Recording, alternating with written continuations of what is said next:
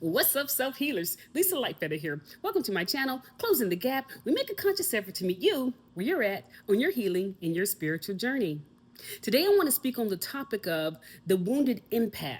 And what does this really mean? Yes? Okay, so this may be triggering for some people, but the wounded empath is nothing more than the polar opposite of the narcissist.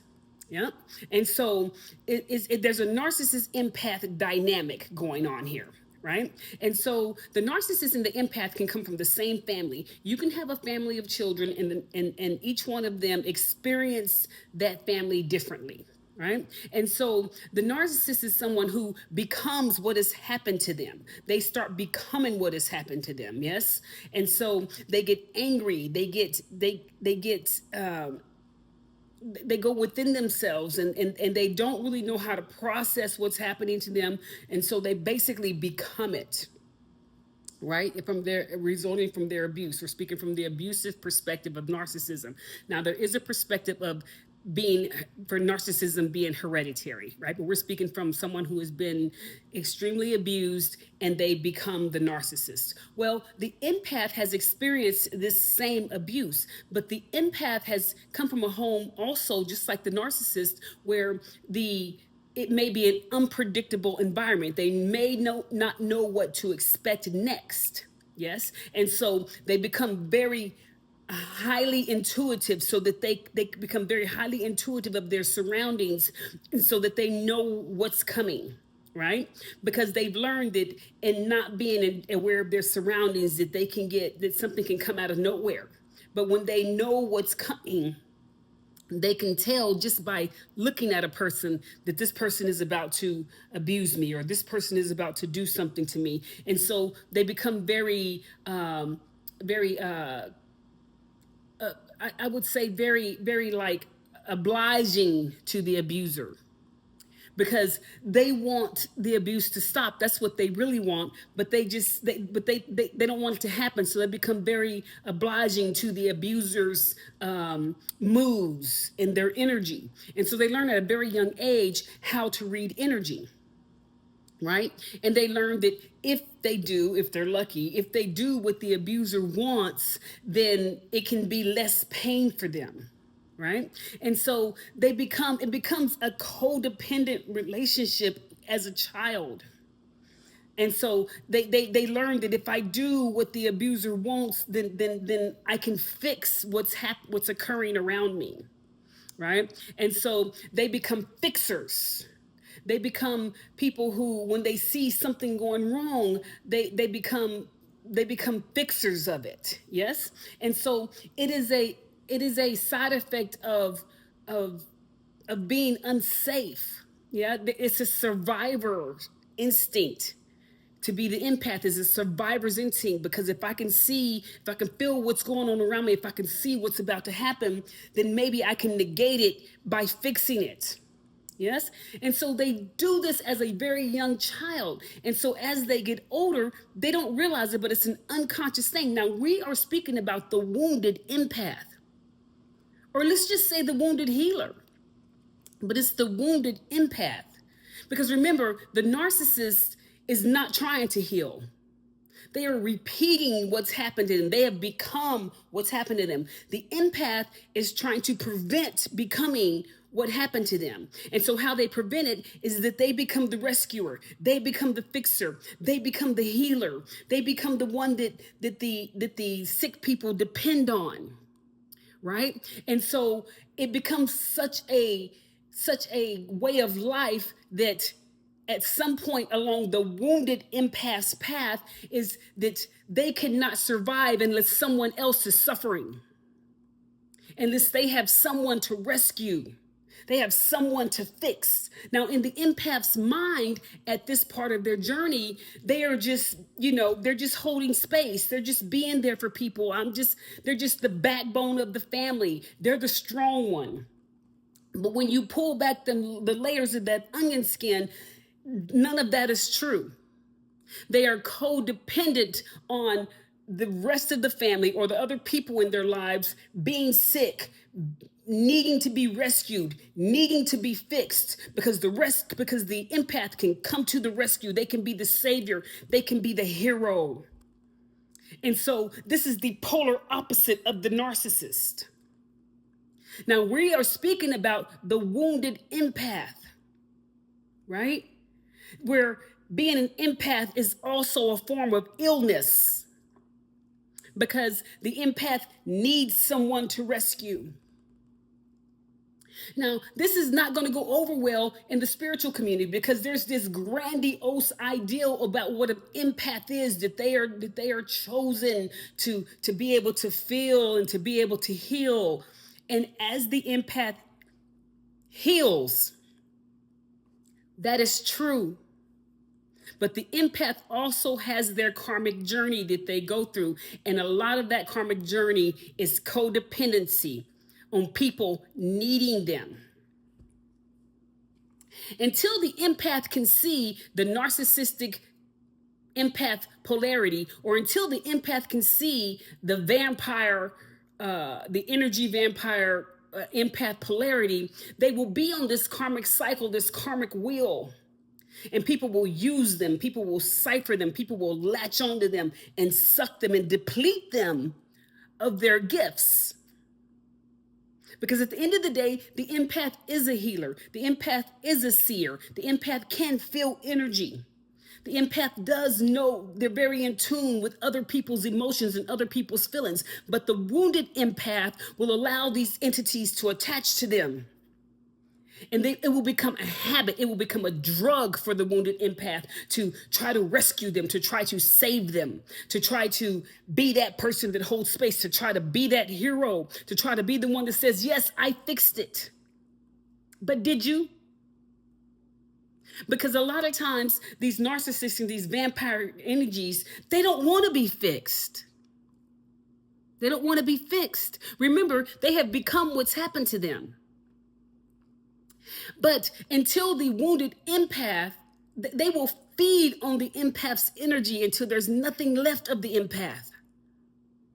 There's nothing left, because they're so busy trying to fix people who don't want to be fixed, people who don't need to be rescued. There's a thing that's called, this is a real thing, that let me use this example. If I go out on the corner and I take a homeless person off the corner and I put them in my house and I give them 3 hots and a cot and clean clothes, opportunities, go get their ID card, go get their driver's license, go get them a bank account, find them a job. I do all of that.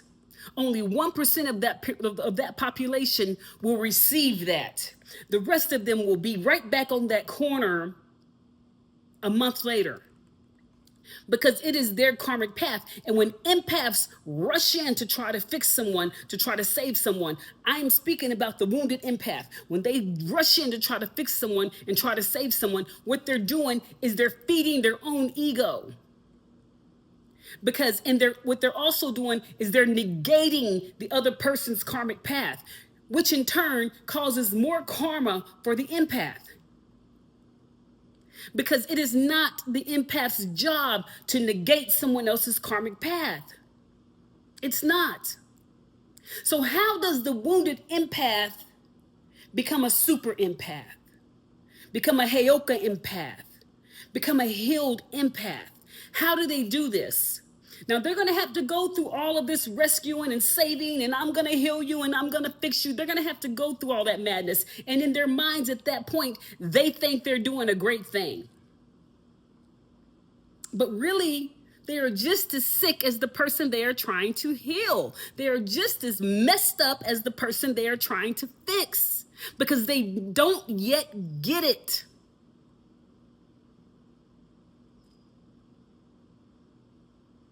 So how does a wounded empath become a Heyoka empath, an empowered empath? Yes? They become that by seeing the cycles, by seeing how long have I been doing this, and what percentage of people have actually been fixed, what percentage of people have actually been healed, what percentage of people have I actually helped. And when they sit down and do that, right, you can journal. I've done this, I've done this, I've done this, I've done this, and then see the percentage of people that you have actually made an impact in their life where it has changed their lives. And you'll see that the percentage is very, very low. So you've been on this hamster wheel of trying to fix people. Basically, you're feeding on their energy to try to feed your ego to make sure it's okay. But the empath can't win. The wounded empath can't win against a narcissist or someone who doesn't want to be healed. They will siphon your energy and siphon your energy and siphon your energy. And they learn the key words to say to pull you in. They learn how to pretend to want to be helped to pull you in. These people have practice because they've done it over and over and over again. So by the time they get to you, they are professionals. And here you are, the sweet little bunny rabbit empath, trying to heal the rabid wolf. Baby, let me tell you something. Empaths, heal yourself. How do you do that? Let's get to it. So you become conscious of the cycles. You see the cycles. You only take on conscious assignments. And your assignment should not be to heal or to fix the narcissist or the energetic vampire. That should not be your goal.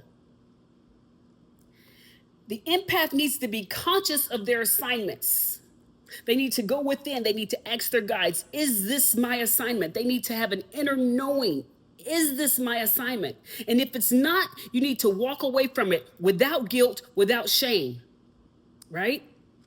Because remember, it's not your job to negate someone's karmic path. They have to go through their journey. You coming in trying to fix it is taking them off of their path. Yes, they're suffering. Yes, you see that they're suffering. Yes, you can feel their suffering. But in knowing that each individual has a karmic path that has nothing to do with you, you need to know that and not feel guilty about knowing that. Yes? This is how you stop trying to rescue everyone and everything. So you need to have conscious assignments. Now, if the empath, you want to help somebody, help the collective as a whole. Where empaths mess up at is that they try to help the individual. And that individual latches onto them like a leech, like a bloodsucker, and sucks them dry. Help the collective. If you want to be there for someone, assist the collective. Go feed the homeless, but feed the collective. Collect coats for children in the wintertime. Collect coats or clothing for women that have been domestically abused. But you help the collective as a whole. Because as soon as you go to that one woman who's been abused and you try to help that individual is in the domestic violence wheel, which is a cycle. You're trying to assist that individual. You will put all of your energy in that individual. And until that individual is off of that karmic wheel, they will keep going back to that abuser. You have wasted your time. You have wasted your gifts. You have wasted your energy. You want to help women with domestic violence? Go down there and apply to be a volunteer at the domestic violence shelter where you can help the whole. You may be able to give a word or some type of encouragement in a class where you're helping the whole. But as soon as you latch onto that individual where you want to rescue this particular person, you are setting yourself up for failure.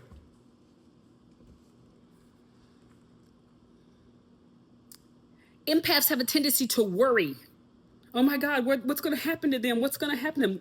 I'm speaking about the wounded empath. What's going to happen to them? Oh my gosh, I'm worried. There are vigilant warriors. What the healed empath becomes is a vigilant warrior, not a vigilant warrior, a vigilant warrior. And so you want to assist the collective. Don't try to heal the individual. Can you hold space for an individual? You can, but keep your emotions out of it. Keep your heart out of it. Use your gifts. Give them the information they need and move about. Empower people. Don't disempower them by trying to do the work for them. It does not work.